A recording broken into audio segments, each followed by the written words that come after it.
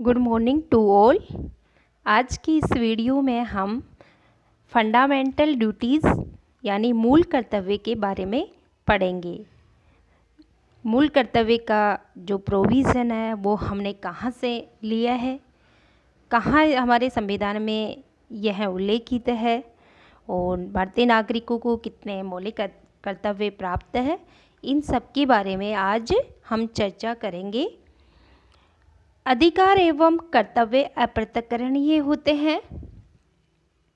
कर्तव्यों के अभाव में अधिकारों की कल्पना करना कठिन है। प्रीवियस वीडियो में हमने जो मौलिक अधिकार थे उनके बारे में अध्ययन किया था। तो भारतीय नागरिकों को मौलिक अधिकार प्राप्त है, लेकिन ऐसा नहीं है कि केवल हम अधिकार तो प्राप्त कर ले और कर्तव्य का हमारा पालन का कोई भी दायित्व नहीं है। इसीलिए कर्तव्य के अभाव में अधिकारों की कल्पना करना कठिन है, क्योंकि एक व्यक्ति के अधिकार ही दूसरे के कर्तव्य बन जाते हैं। जो हमारा ओरिजिनल कॉन्स्टिट्यूशन था, यानी जब बना था हमारा संविधान, मूल संविधान जब बना था, तब मौलिक कर्तव्य का समावेश नहीं किया गया था। यह बाद में स्वर्ण सिंह समिति की सिफारिश पर 42वें संविधान संशोधन अधिनियम 1976 द्वारा मूल कर्तव्य को संविधान के भाग 4 क व अनुच्छेद 51 क में जोड़ा गया है।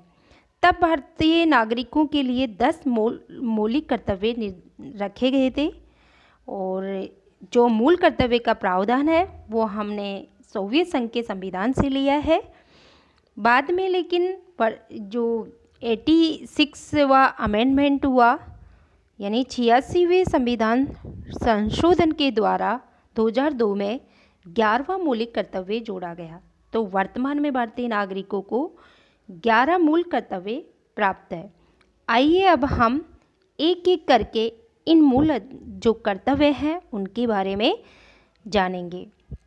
पहला मूल कर्तव्य है हमारा कि संविधान का पालन करें, उसके जो आदर्श है, संस्था हैं, राष्ट्रध्वज, राष्ट्रगान का आदर करें। दूसरा मूल कर्तव्य है कि स्वतंत्रता के लिए जो हमारे राष्ट्रीय आंदोलन को प्रेरित करने वाले जो उच्च आदर्श है, उन उच्च आदर्शों की जो भी उसके प्रेरित करने वाले उच्च आदर्श हैं उनको हृदय में संजोए रखें और उनका पालन करें। यानी जो स्वतंत्रता, भारत की स्वतंत्रता में जिन्होंने योगदान दिया था, जो हमारे फ्रीडम फाइटर है, उन सब का हम सम्मान करें। और तीसरा मूल कर्तव्य है भारत की जो प्रभुता है, एकता है, अखंडता है, उसकी रक्षा करें, उसे अक्षुण्ण रखें, यानी देश की एकता अखंडता के लिए काम करें और जो भी एकता अखंडता को विखंडित करने वाले जो भी असामाजिक तत्व हैं उनका विरोध करें, उनसे दूर रखें। चौथा मूल कर्तव्य है कि देश की रक्षा करें और आह्वान किए जाने पर राष्ट्र की सेवा करें। कभी भी मान लो ज़रूरत पड़े तो देश की रक्षा के लिए तत्पर रहे। अगर सरकार किसी भी तरह का कोई सेवा से करवाने से संबंधित कोई आदेश जारी करे तो उसके लिए तत्पर रहे हैं, किसी भी तरह का कोई काम सौंपे तो। पांचवा जो मूल कर्तव्य है वो है कि भारत के सभी लोगों में समरसता और समान भ्रातृत्व की भावना का निर्माण करे, जो धर्म, भाषा और प्रदेश या वर्ग पर आधारित सभी भेदभाव से परे हो और ऐसी प्रथाओं का त्याग करे जो स्त्रियों के सम्मान के विरुद्ध हो। यानी सभी लोगों में समरसता का मतलब है कि तालमेल, आपसी भाईचारे की भावना का निर्माण हो।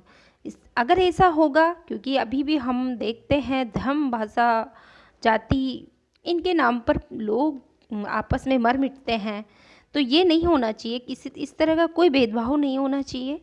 और वैसे भी हमने देखा कि संविधान में मूल अधिकारों में भी इसका जिक्र था कि धर्म, भाषा, जाति, लिंग, इसके आधार पर किसी भी तरह का कोई भेदभाव नहीं होना चाहिए। और स्त्रियों की जो सम्मान के विरुद्ध जो भी प्रथा हैं, कुप्रथाएं हैं, उनका त्याग करें, स्त्री को सम्मान दे, उसकी गरिमा की रक्षा करे। छठा मूल कर्तव्य है हमारी सांस्कृतिक संस्कृति, यानी सांस्कृतिक का मतलब है जोड़ने वाली संस्कृति की गौरवशाली परंपरा का महत्व समझे और उसका परिरक्षण करे, यानी हमारी संस्कृति की के गौरवमय रूप को समझ करके यानी उसको आगे बढ़ावा दे, नई पीढ़ी को उससे परिचित कराए, उसकी जो संस्कृति है उसको ख़त्म ना होने दे, उसे बचाए रखे। सातवां है प्राकृतिक जो पर्यावरण है उसकी रक्षा करे, जो वन, झील, नदी, वन्य जीव है उनकी रक्षा करे, उसका संवर्धन करे, प्राणी मात्र के प्रति दया भाव रखे। ऐसा नहीं है, सभी प्राणियों के प्रति दया भाव रखे। और जो भी मतलब वर्तमान में वैसे भी जो पर्यावरण प्रदूषण वाले जो इशू है वो बहुत ही ज़्यादा गंभीर है, जलवायु परिवर्तन वाला संकट है, इसके लिए बार बार सम्मेलन हो रहे हैं, तो उसे सीरियस ले और हर नागरिक का ही कर्तव्य बनता है, अगर वो पर्यावरण की रक्षा करेगा तो पर्यावरण हमारी मतलब प्रकृति हमारी रक्षा करेगी। आठवां मूल कर्तव्य है वैज्ञानिक दृष्टिकोण और मानववाद और ज्ञानार्जन तथा सुधार की भावना का विकास करे, कि हर व्यक्ति को हमेशा अपनी मतलब ज्ञान को अर्जन करने यानी ज्ञान पिपासु होना ज़रूरी है। हमेशा वो हर चीज़ को सीखने के लिए तत्पर रहे हैं, अपनी पर्सनैलिटी को सुधारे और वैज्ञानिक दृष्टिकोण का विकास करे, मानवता की भावना को आगे बढ़ाए। नौवां मूल कर्तव्य है कि सार्वजनिक जो संपत्ति है उसको सुरक्षित रखे, हिंसा से दूर रहे, जो भी हमारी सार्वजनिक संपत्ति है उसका भी हमेशा ध्यान रखना चाहिए। ऐसा नहीं है कि ये तो सार्वजनिक है, पंखे लाइट चल रहे हो, कॉलेज हो, स्कूल हो को तो उसे अगर देख लिया तो उसे बंद करे, नल चल रहा है पानी का, पानी व्यर्थ जा रहा है तो उसे छोड़ देख करके भी अनदेखा कर दे, ये ठीक नहीं है, तो उसे साथ के साथ बंद करें। ये जो और ऐसा नहीं है कि जो सार्वजनिक स्थल है तो कि वहाँ हम थूक रहे हैं, गंदगी फैला रहे हैं, चाहे जहाँ वहाँ कूड़ा फेंक रहे हैं, कि ये तो हमारा नहीं है, ये तो सार्वजनिक संपत्ति है। तो सार्वजनिक संपत्ति को सुरक्षित रखना हमारा मूल कर्तव्य बनता है। हिंसा के ऐसे कोई काम नहीं करे जिससे हिंसा को बढ़ावा मिले। 10वां मूल कर्तव्य है कि व्यक्तिगत और सामूहिक गतिविधियों के सभी क्षेत्रों में उत्कर्ष की ओर बढ़ने का सतत प्रयास करे, जिससे राष्ट्र निरंतर बढ़ते हुए प्रयत्न और उपलब्धि की नई ऊंचाइयों को छू ले। हम आगे से आगे बढ़ने का, अगर हर व्यक्ति आगे बढ़ने की ललक रहेगी हर व्यक्ति के अंदर, तो राष्ट्र अपने आप ही आगे बढ़ेगा, उन्नति को प्राप्त करेगा, हमारा भारत विकसित देशों की श्रेणी में पहुंचेगा। 11वां जो मूल कर्तव्य है ये बाद में जोड़ा गया है, ये ध्यान रखिएगा, क्योंकि जब 42वें संविधान संशोधन के द्वारा मूल कर्तव्य जोड़े गए थे तब 10 ही थे, तो यह 11वां है। यदि माता पिता या संरक्षक है तो 6 वर्ष से 14 वर्ष तक की आयु वाले अपने जो भी बालक है, बच्चे हैं, उनकी शिक्षा का उन्हें अवसर प्रदान करें।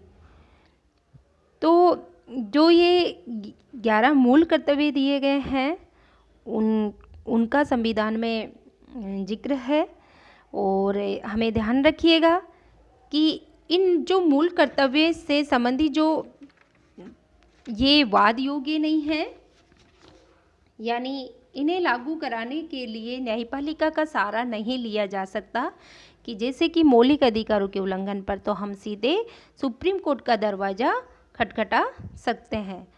लेकिन ये भी ध्यान रखिएगा कि इन मूल कर्तव्यों से संबंधित कोई ना कोई कानून बना हुआ है, और अगर उसका हम उल्लंघन करते हैं तो दंड का प्रावधान है। जैसे राष्ट्रगान के अपमान पर दंडित किया जा सकता है, जैसे वन्य जीव सुरक्षा अधिनियम बना हुआ है, तो अगर हम पर्यावरण को नुकसान पहुंचाते हैं, वन्य जीवों को कोई क्षति पहुंचाते हैं तो हम दंड का प्रावधान है। इसी तरह राष्ट्र ध्वज के सम्मान के लिए कानून का निर्माण किया गया है, और स्त्रियों के सम्मान के लिए कई सारे कानून बने हुए हैं। तो अगर इन सब का हम उल्लंघन करते हैं तो दंड का प्रावधान है, दंडित किया जा सकता है। और वैसे भी न्यायपालिका का एक महत्वपूर्ण केस है हाथी सिंह मैन्युफैक्चरिंग वाद 1960। उसमें न्यायपालिका का जजमेंट आया था कि यदि कोई व्यक्ति अगर अपने कर्तव्य का उल्लंघन करता है और न्यायपालिका में मूल अधिकारों को लागू करने की कोई याचिका अगर वो फिर प्रस्तुत करता है तो न्यायपालिका उसके जो मूल अधिकारों को सीमित कर सकती है, क्योंकि उसने अपने मूल कर्तव्यों का उल्लंघन किया है। और अगर कर्तव्य हम अधिकार तो चाहे और कर्तव्य नहीं, तो अपने आप ही अगर मूल अधिकारों का भी हनन होगा, क्योंकि मैंने पहले भी बताया कि एक व्यक्ति का अधिकार दूसरे का कर्तव्य बन जाता है। तो 42वें अमेंडमेंट के द्वारा 1976 में संसद को ये भी शक्ति प्रदान की कि वह कानून बना करके मूल कर्तव्यों के उल्लंघन की स्थिति में जो दोषी व्यक्तियों के लिए दंड की व्यवस्था करे। ऐसा मतलब कर सकती है संसद। तो इसलिए ध्यान रखिएगा कि ये अपने आप भी एक देश के नागरिक, एक समाज के नागरिक होने के नाते हमारा ये कर्तव्य अपने आप बनता भी है कि हमें इन चीज़ों का पालन वैसे भी करना चाहिए। और मूल कर्तव्यों का मुख्य उद्देश्य यही था कि लोगों को जोड़ने का, कि लोगों को सामाजिक दायित्व का बोध कराया जाना। Thank you so much.